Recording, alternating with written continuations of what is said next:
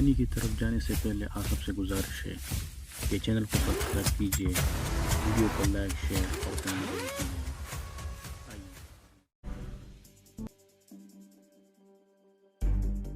ہم اس جگہ پہنچ گئے تھے جہاں سے مشق کی شروعات ہوئی تھی۔ مشق سے باہر ہونے والے سنائپرز واپس کیمپ پہنچ چکے تھے۔ ہم فلم ہال میں بیٹھ کر باقی سنائپرز کا انتظار کرنے لگے۔ ہم سے پہلے بھی چند سنائپرز موجود تھے، وہ بھی مشق کے ایک دم ختم ہونے پر حیرانی کا اظہار کر رہے تھے۔ زخمی ہونے والے سنائپرز کے متعلق بھی وہ قیافہ شناسی کر رہے تھے۔ لی زونا بھی وہاں موجود تھی۔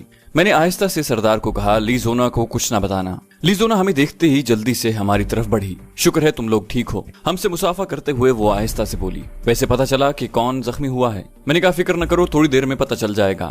میں نے جھوٹ بولنے کی بجائے بات کو گول مول کرنا مناسب سمجھا۔ اگلے 10-15 منٹ میں تمام وہاں پہنچ چکے تھے۔ انڈین سنائپرز کے ہمراہ مجموعی طور پر 12 جوڑیاں بقایا تھیں۔ ان کے علاوہ سارے سنائپرز مشق سے باہر ہو کر واپس کیمپ پہنچ گئے تھے۔ جینیفر نے آ کر تمام کو بتایا کہ انڈین سنائپر شریکانت شدید زخمی ہو کر ہاسپٹل پہنچ گیا ہے۔ شریکانت کے زخمی ہونے کی وجہ سے اس نے لا علمی کا اظہار کیا تھا۔ تمام کے اکٹھا ہوتے ہی ہم لگژری بس میں بیٹھے اور واپس روانہ ہوئے۔ سردار کے چہرے پر پریشانی بھرے تاثرات کسی کو بھی حقیقت سے روشناس کروا سکتے تھے۔ میں دبے لفظوں میں اسے اپنی حالت پر قابو رکھنے کا مشورہ دینے لگا۔ کیمپ میں پہنچ کر ہم نے گلی سوٹ سے چھٹکارا حاصل کیا اور نہا کر سول کپڑے پہن لیے۔ سردار کے غسل خانے سے نکلتے ہی میں نے پوچھا، چائے کے بارے میں کیا خیال ہے؟ وہ الیکٹرک کیٹل کی طرف بڑھا، میں بنا دیتا ہوں۔ میں نے پوچھا، ویسے تمہارا کیا خیال ہے کہ یہ رائفل کون تبدیل کر سکتا ہے؟ اس نے کہا، کیا یہ گفتگو یہاں کرنا مناسب ہوگا؟ میں اطمینان سے بولا، ہاں، کیونکہ انتظامیہ اس بات سے بے خبر نہیں ہے کہ شریکانت کس کی گولی کا نشانہ بنا ہے۔ وہ بولا، میرا خیال ہے یہ اسی کا کام ہے جو خود گولی کا نشانہ بنا ہے۔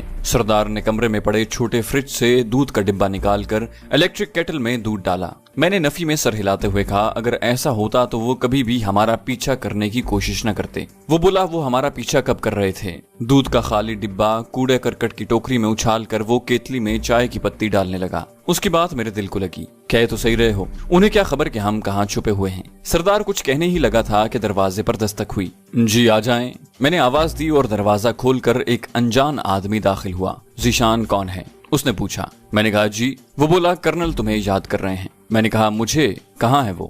میں حیرانی سے کہتے ہوئے کھڑا ہو گیا۔ اس نے جواب دیا، آئیں میں تمہیں لے چلتا ہوں۔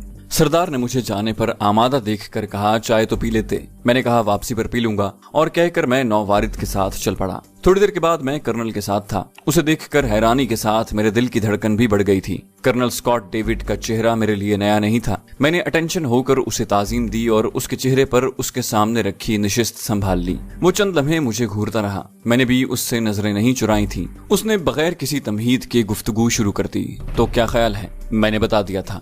جانتے ہو قتل کی سزا کیا ہے؟ تم دونوں کے ہاتھوں ایک انڈین فوجی قتل ہوا ہے، اور ایسا غلطی سے نہیں ہوا۔ میں نے بے ساختہ پوچھا، کیا وہ مر گیا ہے؟ وہ بولا، نہیں، فی الحال تو زندہ ہے، مگر مرنے میں دیر ہی کتنی لگتی ہے۔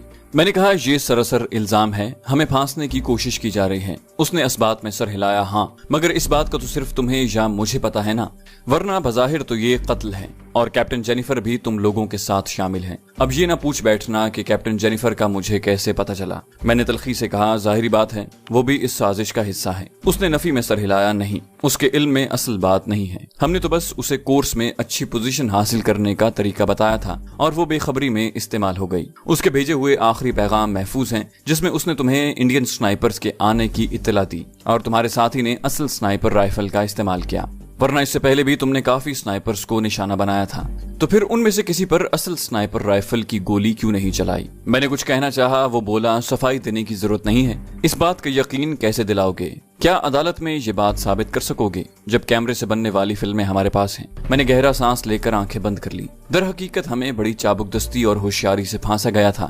ساری کارروائی بالکل بے داغ تھی۔ مجھے خاموش پا کر وہ دوبارہ بولا، گولی چلانے والا الیکٹرک چیئر پر بیٹھے گا، اس کا ساتھ دینے والا کم از کم 10 سال قید بامشقت پائے گا، اور قاتلوں کو معلومات دینے والی کیپٹن کا کورٹ مارشل ہوگا۔ یہ میں نے کم سے کم سزا تجویز کی ہے۔ میں نے کہا، کیا چاہتے ہو؟ کرنل اسکاٹ مسکرایا، یہ ہوئی نا مردوں والی بات۔ یقین مانو اگر یہ کام تمہارے علاوہ کوئی اور کر سکتا تو ہم کبھی بھی تمہیں تکلیف نہ دیتے۔ میں نے تنزیہ لہجے میں کہا، پھر تو مجھے فخر کرنا چاہیے کہ میں بھی کچھ ایسا کر سکتا ہوں جو کوئی بھی امریکی نہیں کر سکتا۔ وہ بولا، یہ حقیقت ہے، 1900 میٹر کے فاصلے سے آج تک کسی نے بھی ہدف کو نشانہ نہیں بنایا۔ میں نے منہ بنایا، اس میں نشانے بازی کہاں سے آ گئی؟ وہ بولا کیونکہ تمہیں 1800 میٹر کے فاصلے سے ایک آدمی کو نشانہ بنانا ہے۔ میں نے پرعزم لہجے میں کہا اگر کسی کو قتل کرنا ہی مسئلے کا حل ہے تو مجھے بے گناہ ہوتے ہوئے بھی ہر سزا قبول ہے۔ وہ بولا چاہے کسی مسلم دشمن شخص کو بھی مارنے کا موقع ملے۔ میں نے کہا کسی مسلم دشمن شخص کو امریکہ کیوں قتل کروائے گا؟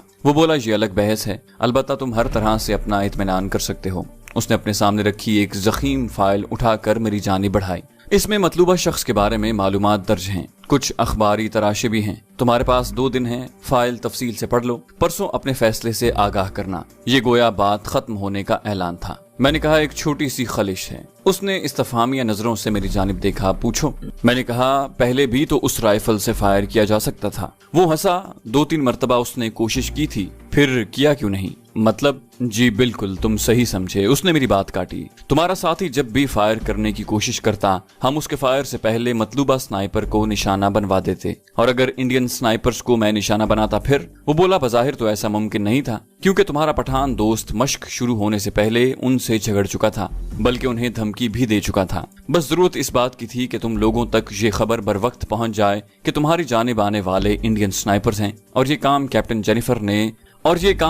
جینیفر نے بخوبی کر لیا، اور یہی وجہ تھی کہ تمہارے موبائلز کو ہم نے نظر انداز کیے رکھا۔ میں نے کہا اور اب اگر میں اس کام کے لیے راضی ہو جاتا ہوں تو پھر یہ کیس کس طرح حل ہوگا؟ وہ بولا کوئی مسئلہ ہی نہیں، شری کانت کی جان بچ گئی ہے، گولی چلانے کی ذمہ داری سارجنٹ ریگن واچ قبول کر لے گا۔ میں جانے کے ارادے سے کھڑا ہو گیا، اوکے۔ وہ بولا غالباً یہ بتانے کی ضرورت تو نہیں پڑے گی کہ یہ بات تمہارے تک رہنی چاہیے، زیادہ سے زیادہ تم اپنے ساتھی سردار سے مشورہ کر سکتے ہو۔ یہ کہہ کر اس نے سر کے اشارے سے مجھے جانے کا اشارہ کیا اور میں وہاں سے باہر نکل آیا۔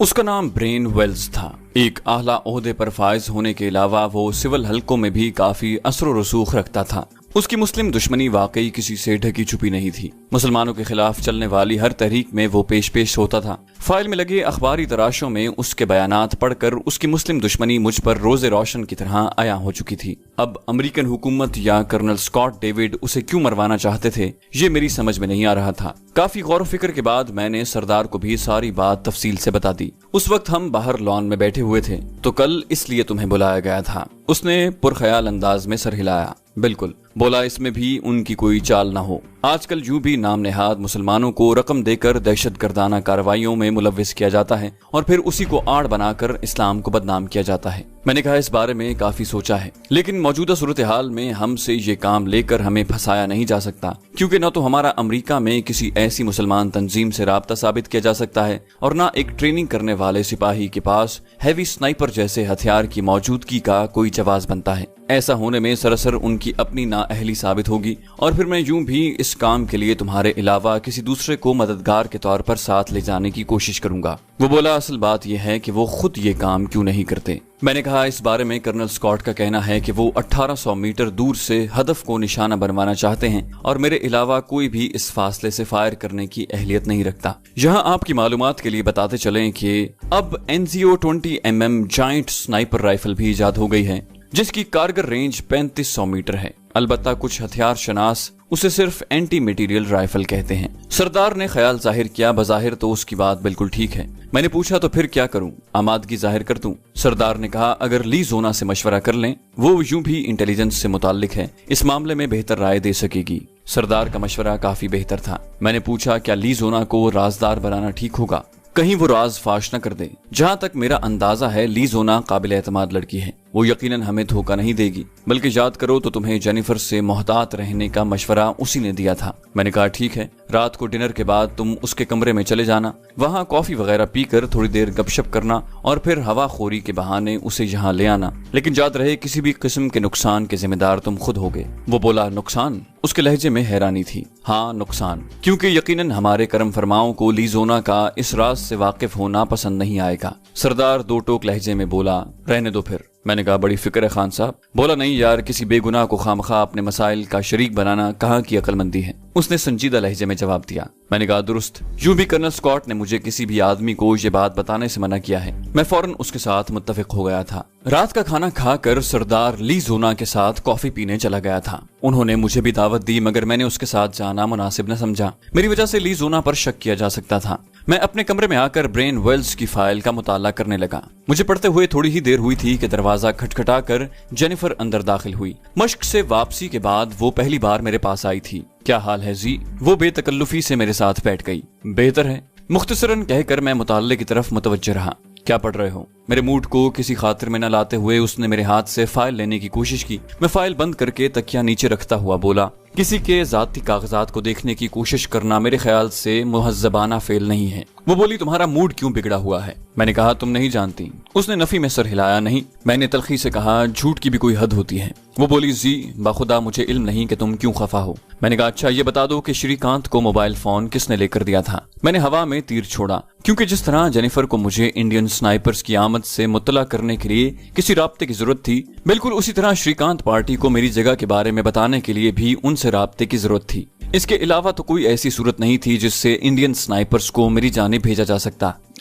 کون سا موبائل؟ اس کی آواز میں شامل لرزش مجھے یقین دلانے کے لیے کافی تھی کہ میرا تیر نشانے پر لگا تھا۔ میں نے کہا، اب کہہ دو یہ بھی جھوٹ ہے کہ شری کانت کے حوالے بھی تم نے موبائل کیا تھا۔ وہ بولی، ٹھیک ہے، لیکن اسے بھی تو میں نے اس لیے دیا تھا کہ تاکہ میں اس کی گولی کا نشانہ بننے سے بچ جاؤں۔ اصل میں چاہتی تھی کہ تم لوگ آپس میں لڑتے رہو، اور میں نے قطع کلامی کرتے ہوئے کہا، بس کرو جینی، جھوٹ بولنے کے لیے لہجے میں اعتماد کا ہونا ضروری ہوتا ہے۔ وہ بولی، میں مجبور تھی۔ میں نے کہا، مجھے بس یہ افسوس ہے کہ تم نے اپنے مقصد کے حصول کے لیے دوستی اور محبت کو ہتھیار بنایا۔ وہ بولی، زی میں تم سے سچ مچ محبت۔ میں نے کہا، برائے مہربانی میں مزید کچھ کہنا سننا نہیں چاہتا، تم تشریف لے جا سکتی ہو۔ میں نے ایک بار پھر اس کی بات پوری نہیں ہونے دی تھی۔ وہ بولی، اس میں تمہارا کوئی نقصان نہیں تھا، سمجھے تم؟ وہ بھی ایک دم غصے میں آ گئی تھی۔ گولی کا نشانہ انڈین سنائپرز نے بننا تھا، تم نے نہیں، اور جس کام کے لیے تمہیں مجبور کیا جا رہا ہے اس میں بھی تمہارا کوئی نقصان نہیں ہے، بلکہ ایک طرح سے فائدہ ہے کہ تمہیں ایک مسلمان دشمن شخص کو ختم کرنے کا موقع دیا جا رہا ہے۔ میں نے کہا، کیا مجھے اعتماد میں نہیں لیا جا سکتا تھا؟ وہ بولی، کوشش تو کی تھی لیکن تم مانے ہی نہیں۔ میں نے کہا، فارم والے قصے کو چھوڑو، میرا اشارہ مشق والے واقعے کی طرف ہے۔ اس نے افسردہ لہجے میں کہا، میں نہیں بتا سکتی تھی، اگر بتا دیتی تو میرا بہت زیادہ نقصان ہو جاتا۔ میں نے کہا، تو پھر محبت کا دعویٰ کس لیے؟ بولی، ٹھیک ہے، نہیں کرتی دعویٰ، میں تمہاری دشمن ہوں، مجھے تم سے نفرت ہے، مجھے تم ایک آنکھ نہیں بھاتے، آپ خوش ہو؟ وہ رندے ہوئے لہجے میں کہتی ہوئی کھڑی ہو گئی۔ اس کی آنکھوں کے کٹورے پانی سے لبریز ہو گئے تھے، مگر اس سے پہلے کہ آنسو باہر آتے وہ رخ موڑ کر چلی گئی۔ میں نے اسے روکنے کی کوشش نہیں کی تھی۔ دروازے کے سامنے وہ ایک لمحے کے لیے رکی، اپنے ہاتھوں کی پشت سے اپنی آنکھوں کو ملا اور باہر نکل گئی۔ میں آنکھیں بند کر کے موجودہ صورتحال پر غور کرنے لگا۔ میں انکار کرنے کی حالت میں نہیں تھا۔ اس سے جہاں ہم دونوں سزا کے حقدار ٹھہرتے وہیں ملک کی بدنامی بھی ہوتی۔ ہم دونوں بری طرح پھنس گئے تھے۔ کرنل اسکاٹ کے لیے شری کانت کو ٹھکانے لگانا کوئی مشکل کام نہیں تھا، اور اس کی موت کا الزام لامحالہ ہم دونوں کے سر ہوتا کہ ہمارے خلاف ناقابل تردید ثبوت موجود تھے۔ برین ویلز کو وہ جس وجہ سے بھی مروا رہے تھے یہ میرا درد سر نہیں تھا، مگر برین ویلز کی مسلم دشمنی میں شبے کی گنجائش نہیں تھی، کیونکہ کرنل اسکاٹ نے میرے حوالے جو فائل کی تھی اس میں زیادہ تر حوالے مختلف اخبارات میں شائع ہونے والے برین ویلز کے بیانات پر مشتمل تھے، اور ایک مسلم دشمن یہودی کو اپنی جان بچانے کے لیے کیفر کردار تک پہنچانے میں کوئی مذائقہ نہیں تھا۔ اگلے دن میں کرنل اسکاٹ کے سامنے بیٹھا اسے اپنا فیصلہ سنا رہا تھا۔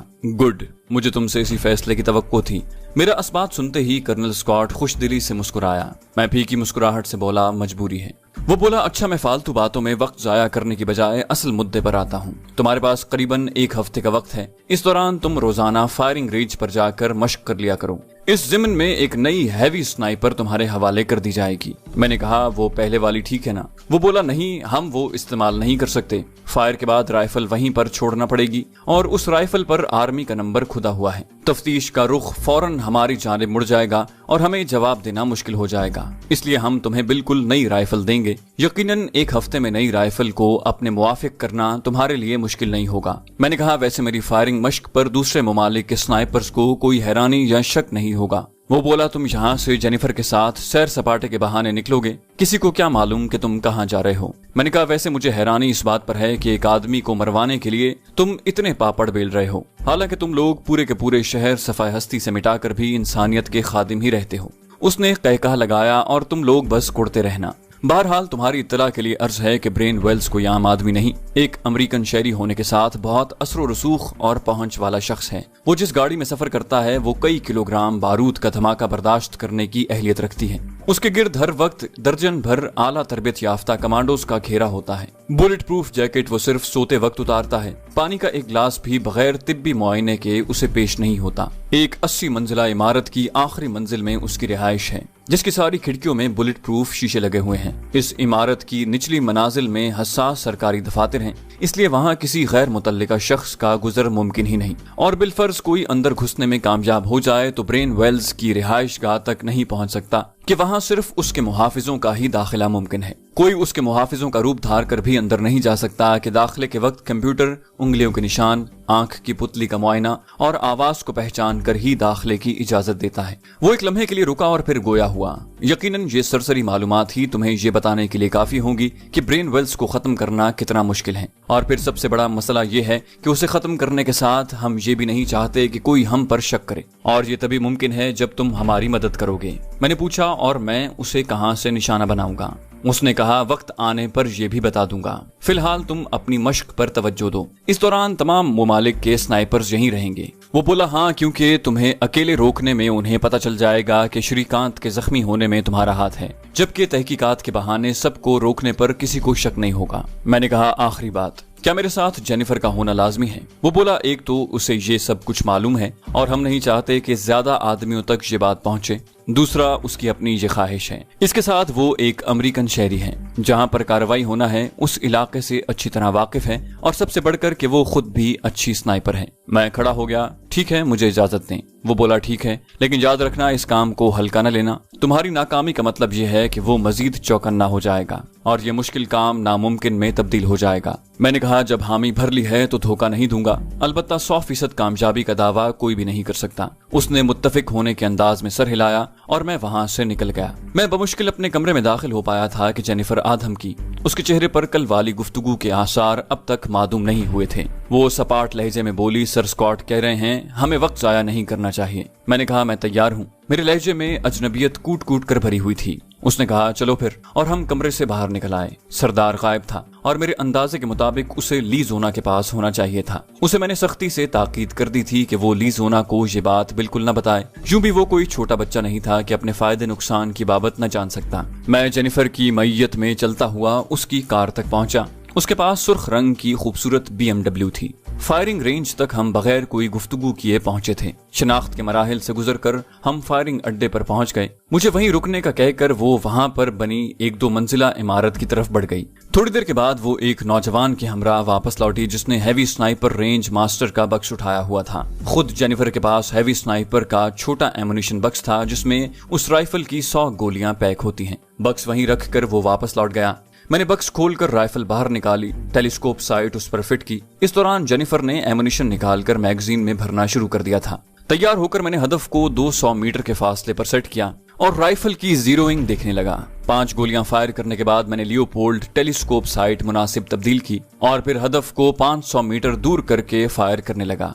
अगली मर्तबा मैंने 1000 मीटर के फासले से फायर किया और फिर 1000 से एकदम मैंने हदफ को 1800 मीटर के फासले पर धकेल दिया। हवा बिल्कुल मुवाफिक थी। जेनिफर खामोशी से खाली मैगजीन भरती रही और मैं मैगजीनें हदफ पर खाली करता रहा। बक्स में मौजूद तमाम गोलियां खत्म करने के बाद हम वापस जाने के लिए तैयार हो गए। कार में बैठते वक्त वो सरसरी लहजे में बोली, तुम वाकई बहुत अच्छे निशानेबाज हो। मैंने तंजिया लहजे में पूछा, हाँ, और ये सलाहियत मुझे इस मकाम पर ले आई है। मेरा जवाब ऐसा नहीं था कि वो मजीद कुछ बोल पाती। अगले 5 दिन मैं और जेनिफर मुसलसल फायरिंग रेंज पर जाते रहे। मैं रोजाना 50 गोलियां 1800 मीटर और 50 गोलियां 1900 मीटर के फासले से हदफ पर फायर करता। इस दौरान कभी तेज हवा चल रही होती, कभी दरमियानी, कभी तेज धूप, कभी मुतदल और कभी सपहर के बाद का वक्त होता। हर किस्म के हालात में फायर करने से उस फासले पर मेरा निशाना मजीद पुख्ता हो गया था। सब्सक्राइब कीजिए और बेल आइकन पर क्लिक कीजिए ताकि आपको तमाम वीडियोस फौरन मिलती रहें।